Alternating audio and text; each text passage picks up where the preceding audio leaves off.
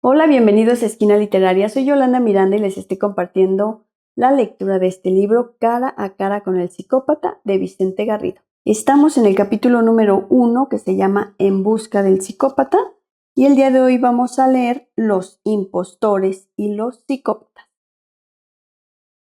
El diccionario de María Moliner nos da dos acepciones de impostor. La primera lo considera como alguien mentiroso y la segunda lo entiende como un suplantador, es decir, el que engaña haciéndose pasar por lo que no es o por alguien que no es. Es obvio que la segunda acepción incluye a la primera, puesto que para hacerse pasar por lo que no se es necesario mentir, engañar, convencer a otros de que aquello que yo aparento es al mismo tiempo lo cierto, algo que responde a una realidad. La impostura no es algo extraordinario en la vida de las personas, sino que más bien todos deseamos ofrecer una imagen que aumente ante los ojos de quienes nos contemplan nuestro valor y competencia.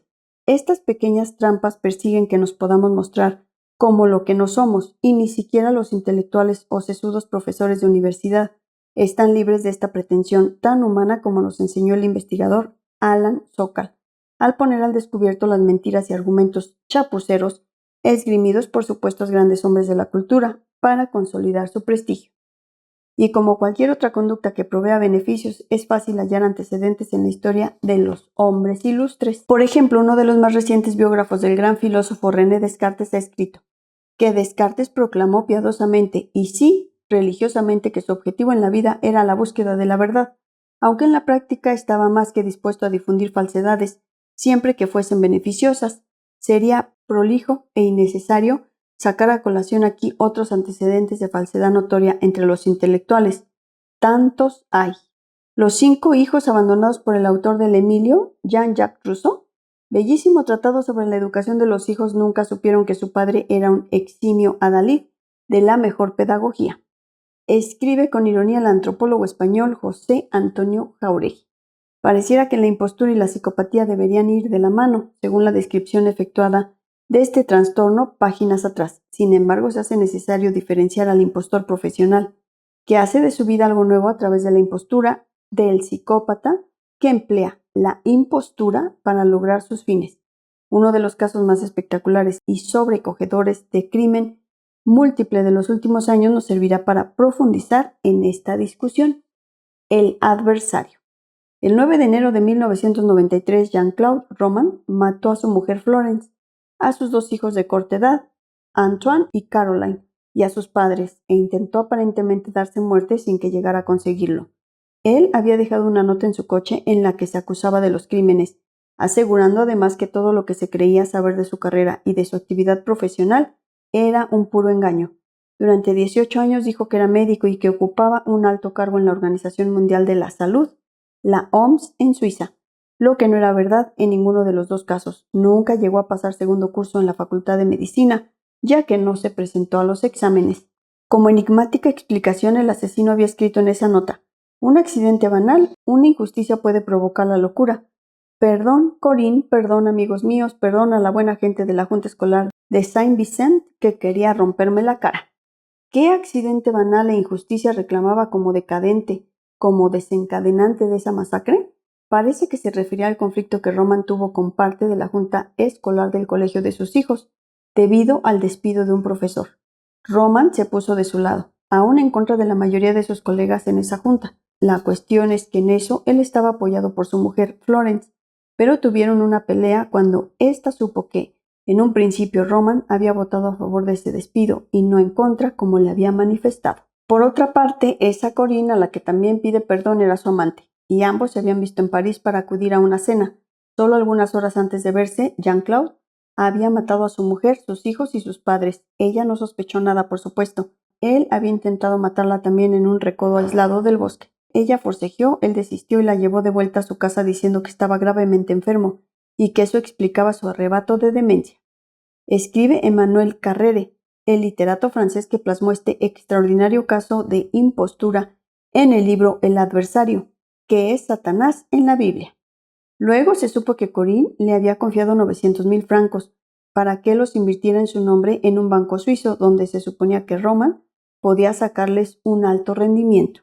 Esa idea de que el falso médico podía lograr que el dinero creciera como el pasto en un banco suizo donde con el paso del tiempo acumular una bonita fortuna no era nada nuevo. De hecho, su suegro, su tío y sus padres le habían confiado a otras importantes sumas de dinero, y gracias a esos depósitos él y su familia pudieron vivir de la nada, puesto que él no trabajaba de ningún modo durante 18 años. Roman fingió todos esos años que por las mañanas cruzaba la frontera desde la comarca francesa de Gex hasta Ginebra para ir al edificio central de la OMS en esa ciudad, cuando en realidad se dedicaba a leer en cafeterías y pasear por el bosque. Pero en las fechas previas a los asesinatos el dinero ya se había acabado. Su madre le estaba empezando a pedir explicaciones de unos informes bancarios que había recibido, y él había abusado de los gastos para seducir a su amante en cenas caras y regalos en París. Además, hay un hecho que añade mayor inquietud a todo el siniestro episodio. Unos años antes su suegro había muerto, aparentemente de accidente, al caerse por las escaleras, estando solo en presencia de su yerno. Según Roman, fue una casualidad que días antes le pidiera que le diera parte del dinero que años atrás le había confiado, porque deseaba darse un capricho, y llegado ya el momento de la jubilación quería comprarse un Mercedes costoso.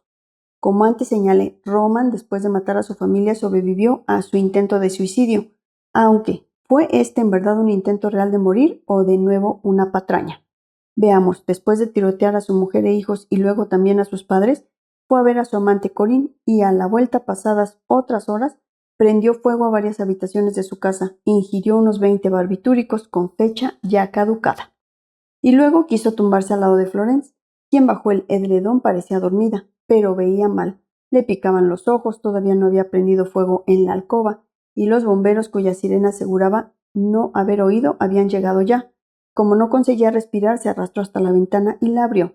Los bomberos oyeron crujir el postigo, desplegaron su escalera para socorrerle. Él perdió el conocimiento.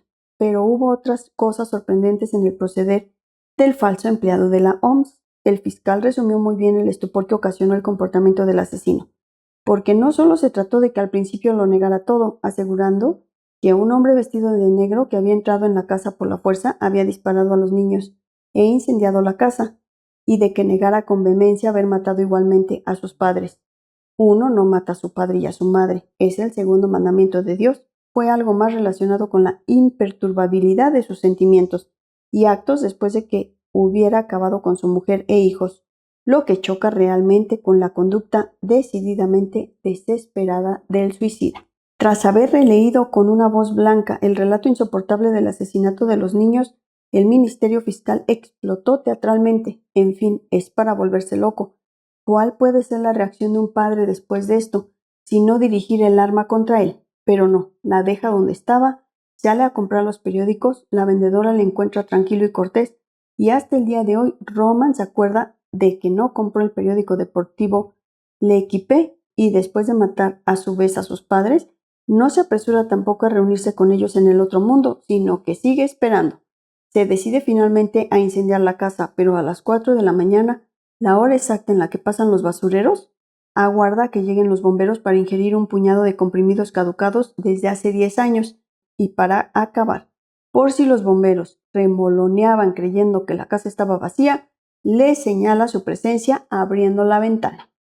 Roman tuvo otros problemas, de nuevo con la sinceridad como elemento esencial de la discusión, porque una vez estuvo en la cárcel en espera de ser juzgado, mantuvo relaciones amorosas con la que era profesora de su hijo Antoine, a la que enviaba largas cartas, y en una de ellas había destacado este texto de La caída de Albert Camus, como una reflexión que le representaba fielmente. Ante todo, no creas a tus amigos cuando te pidan que seas sincero con ellos. Si te encuentras en ese caso, no lo dudes, promete decir la verdad y miente lo mejor posible. Si bien Roman protestó que eso representaba su forma de pensar antes de haber comprendido que Dios le daba una nueva oportunidad de vivir la vida de forma auténtica y libre, aún en la cárcel nunca fue capaz de dar una explicación racional de sus actos homicidas, ni a su abogado ni al escritor Carrere, con el que se carteó y mantuvo una entrevista en una ocasión. Esto es lo que más desasosiega del adversario. Leemos el caso y no lo entendemos. ¿Por qué matar a su familia? ¿Por qué no intentar antes la huida? Pongamos por caso Brasil. ¿Por qué no intentó con mayor decisión su suicidio? Solo a modo de hipótesis se plantea que el origen de todo fue aquel examen de segundo de medicina, que Roman no pasó porque no se presentó. Sin embargo, explicó a sus padres y amigos que sí lo hizo, dando inicio a una bola de nieve, estudiante que pasaba los cursos, aunque se matriculara siempre en segundo, médico de éxito en la OMS, inversor tocado por la fortuna en Ginebra, que no se detuvo hasta que confesó sus crímenes ante la policía. Cuando Roman tuvo confianza con una visitadora de la cárcel, se avino a explicarle la auténtica razón de por qué no se presentó al examen del segundo año de medicina. Según él contó María Franz, la visitadora, la mañana en que salía para presentarse al examen, Jean-Claude encontró una carta en el buzón. Era de una chica que se había enamorado de él y a quien él había rechazado porque amaba a Florence, la chica que luego sería su esposa. Ella le decía que cuando abriese la carta estaría muerta. Se había suicidado. Era por eso porque se había sentido tremendamente culpable de aquella muerte, por lo que no se presentó al examen. Así empezó todo, según su propio relato de los hechos. A Carrere aquello le pareció una mentira burda, muy fácil de comprobar si no fuera porque Roman se negaba a dar su nombre, por consideración a su familia. Esta nueva mentira, caso de serlo, habría acontecido después de que, según el propio asesino, hubiera decidido seguir viviendo el resto de su vida en la cárcel, para expiar así sus horribles pecados, lo que sin duda echaría por tierra su sinceridad y la franqueza de su arrepentimiento, logrado gracias al auxilio de Dios y los religiosos que le visitaron preso. ¿Es Roman un psicópata impostor o meramente un impostor con otros problemas que no fueron capaces de definirse durante el juicio? Esta definición no es completa.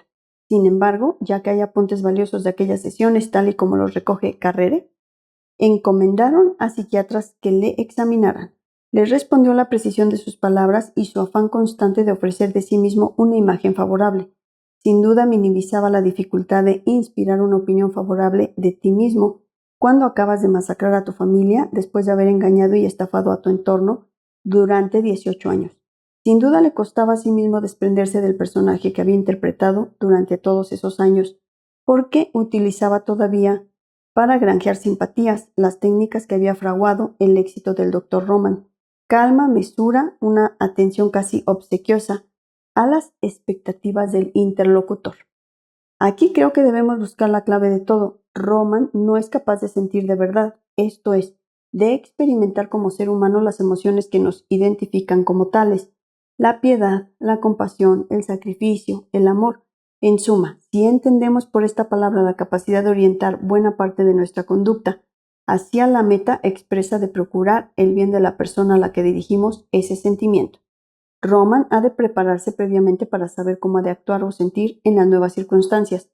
De ahí que, creyendo que actuaba bien, no se percataba de que dejaba estupefactos a los psiquiatras al presentarles una narración perfectamente articulada de su impostura.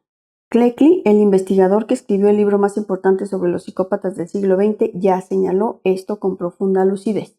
No estamos tratando con un hombre sano, sino con alguien que sugiere una máquina refleja sutilmente construida que puede imitar la personalidad humana perfectamente. Este aparato psíquico reproduce constantemente no solo ejemplos de un buen razonamiento, sino también simulaciones de emociones humanas normales en respuesta a muchos y variados estímulos de la vida.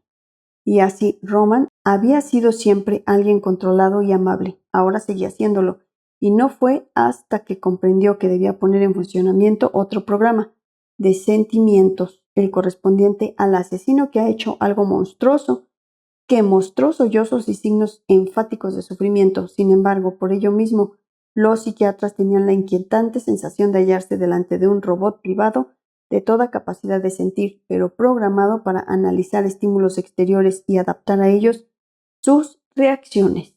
Escribe Carrere. Espero que les haya gustado la lectura del día de hoy de este libro, Cara a cara con el psicópata, de Vicente Garrido.